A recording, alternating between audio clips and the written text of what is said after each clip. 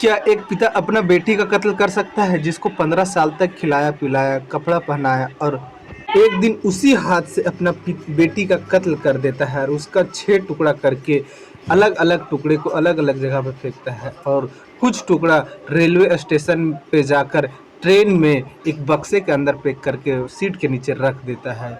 जब सफाई कर्मचारी ट्रेन में चढ़ती है और वह बक्सा को देखती है, बक्सा काफ़ी वजनी था और उससे कुछ स्मेल आ रहा था, तो पुलिस को फिर खबर किया जाता है। पुलिस आती है, वह ताला तुड़वाती है, बक्सा के अंदर देखती है तो एक लड़की का लाश होता है।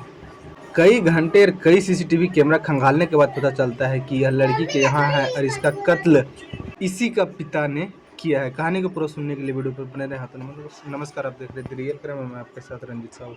उत्तर प्रदेश के लखनऊ में गोमती नगर रेलवे स्टेशन पड़ता है। 17 मई 2026 का दिन था। सुबह के वक्त 6:30 बजे के आसपास एक सफाई कर्मचारी एक ट्रेन में चढ़ जाता है, गोमती नगर एक्सप्रेस, जो कि रेलगाड़ी नंबर 15,114 होता है।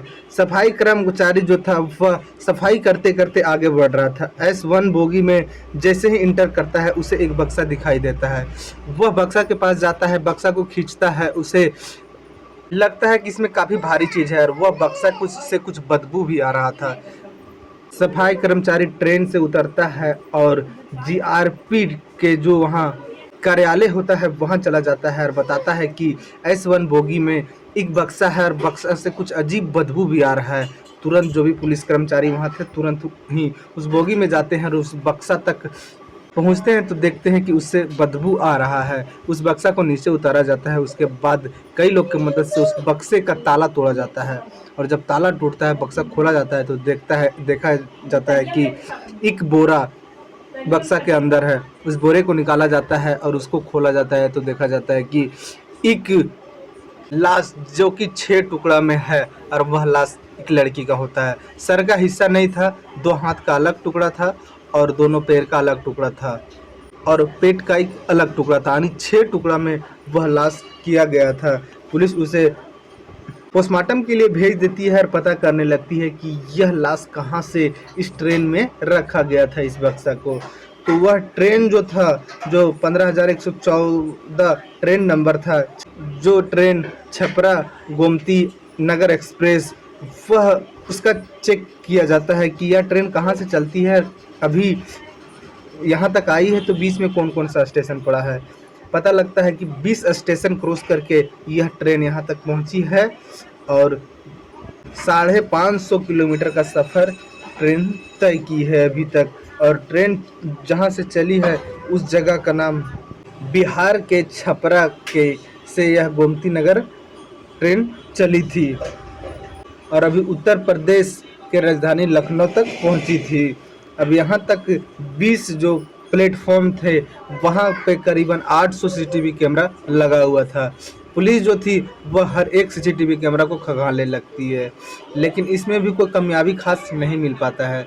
अब पुलिस केयर करने लगती है कि S1 बोगी में जितने लोग का टिकट था सभी के कॉन्टैक्ट नंबर निकाला जाता है और उससे पूछताछ किया जाता है पुलिस द्वारा कि एक बक्सा यहाँ रखा गया था S1 बोगी में, तो आप लोग आते जाते किसी को देखे थे? कोई भी व्यक्ति जो था वह नाम नहीं लेता है कि हमने उस बक्सा को आते हुए किसी को रखते हुए देखा। पुलिस को काफ़ी ज़्यादा दिक्कत हो रही थी उस तक पहुँच पाना कि यह बक्सा कौन रखा है।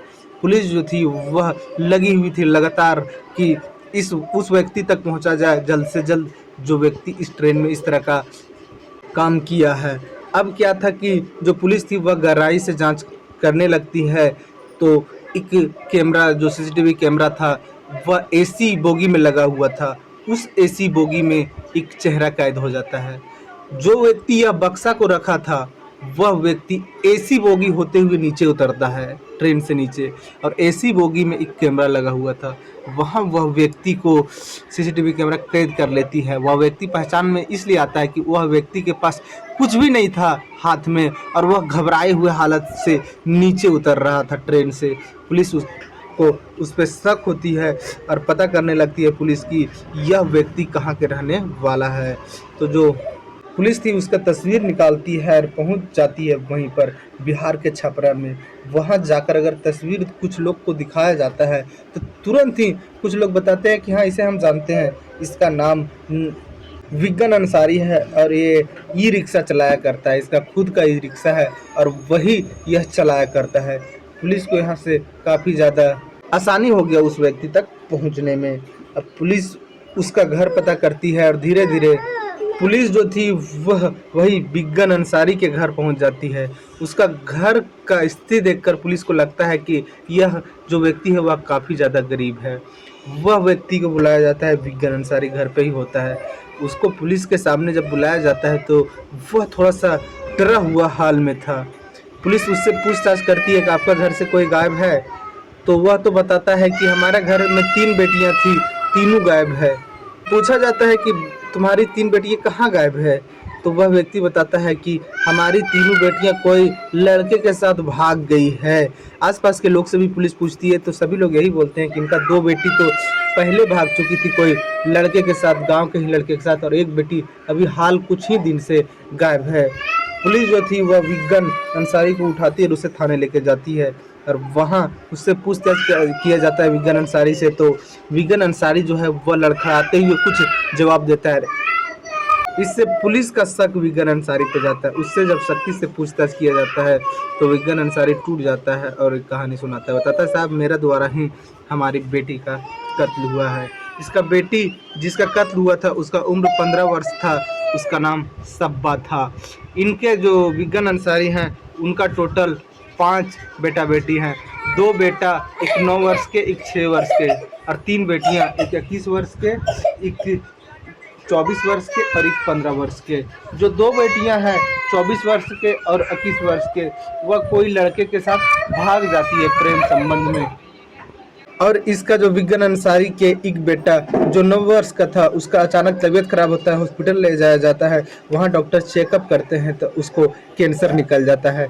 यह सदमा विगन अंसारी पे काफ़ी भारी पड़ता है और कई पुश्तैनी ज़मीन को बेचकर अपने बेटे के इलाज में लगा देता है। इलाज उसका जारी था, अभी उसका बेटा जीवित है। और यह 2 बेटी जो भाग गए थे, विगन अंसारी पैसा कमाई करने के लिए विदेश गया हुआ था, उस वक्त ये दोनों बेटियां गांव के ही किसी लड़का के साथ प्रेम संबंध में आती है और ये दोनों बेटियां वहाँ अपने घर से भाग जाती है। अभी तक इन लोग का कुछ भी पता नहीं चल पाया था।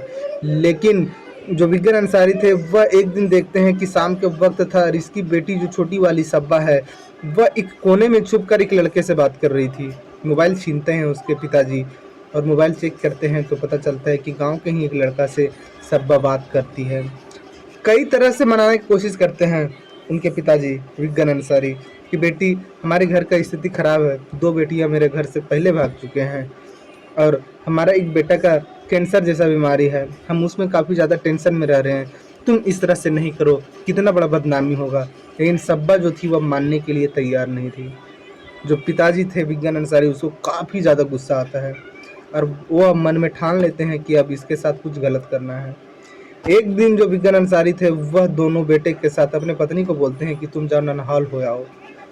इधर भेज देते हैं इन लोग का ननहाल। सब्बा जो थी उसे बोलती है कि तुम घर पे ही रह जाओ। सब्बा घर पे ही थी और उसका जो अब्बू थे विगन अंसारी वह घर पे थे। और ये सब विगन अंसारी जो थे वह अपना बहन और बहनोई को बुला लेते हैं, वहीं पास में ही रहते थे कुछ दूरी पर। बहन बहनोई को बुलाते हैं। रात के करीबन 8-9 बजे के वक्त सभी लोग खाना खाते हैं। सब्बा सोने के लिए अपने कमरे में जाती है। उसी वक्त इसका जो विगन अंसारी के बहनोई थे और विगन अंसारी दोनों मिलकर अपने बेटी सब्बा का कत्ल कर देते हैं और उसका करीबन 6 टुकड़ा करके अलग अलग पॉलीथीन में डाल देते हैं। उसके बाद ये लोग विचार करते हैं कि यह लाश को कहाँ रखा जाए, कहाँ फेंका जाए ताकि हम तक पुलिस ना पहुँच पाए। तो जो सर का टुकड़ा था वह गांव के ही तालाब में दबा दिया जाता है और जो बाकी टुकड़े थे, जो 6 टुकड़ा किए थे, वह एक रेलवे स्टेशन जाते हैं वहीं पास के। और उस रेलवे स्टेशन पर वह ट्रेन जो खड़ा था 15,114 जो कि छपरा गोमती नगर एक्सप्रेस था, उस पे जाकर S1 बोगी में सीट के नीचे रख देते हैं। और ये लोग करते क्या है कि बगल का बोगी जो था वह ऐसी बोगी था, उधर से उतरते हैं ताकि ये लोग को भी लग रहा था कहीं CCTV कैमरा में हम लोग कैद ना हो जाए। लेकिन यहाँ तो प्लेटफॉर्म के सीसीटीवी कैमरा में ये लोग कैद नहीं थे, लेकिन जो एसी बोगी में ये लोग पास किए थे, एसी बोगी से नीचे उतरे थे, उस एसी बोगी में एक कैमरा लगा हुआ था, उस कैमरा में ये लोग कैद हो जाते हैं और वहीं से खुलासा होता है। नहीं तो पुलिस को भी काफ़ी ज़्यादा मुशक्क़त होती इस कातिल तक पहुंचने में। अब जो कत्ल था वह इनके पिता ही किए थे, ये तो पुलिस को पता चल गया। अब इसका बहनों और बहन को पुलिस गिरफ्तार करेगी और इन लोग के ऊपर चार्जशीट तैयार होगा। जो चीज़ से ये लोग अपने बेटी को मारे हैं वह हथियार बरामद किया जाएगा और फिर कोर्ट में इन लोगों को चार्जशीट का पेश किया जाएगा। फिर जज इन लोग को क्या सज़ा सुनाती है। लेकिन एक पिता का गलत कदम उठाने से कई लोग की ज़िंदगी खराब हो चुका है। अब देखा जाए कि इस केस में इसके पिताजी को क्या सज़ा मिलता है। इस कहानी में इतना ही। जय हिंद, जय भारत।